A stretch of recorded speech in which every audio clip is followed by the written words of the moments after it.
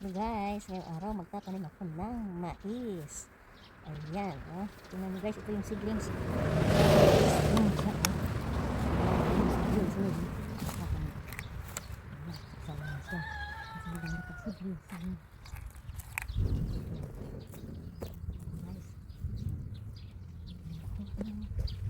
Mais.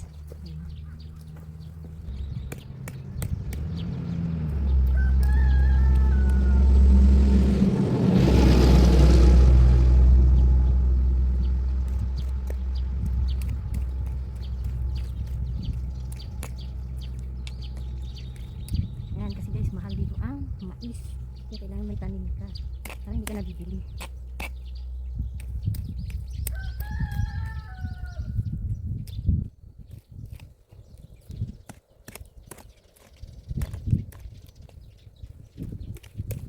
Ayan.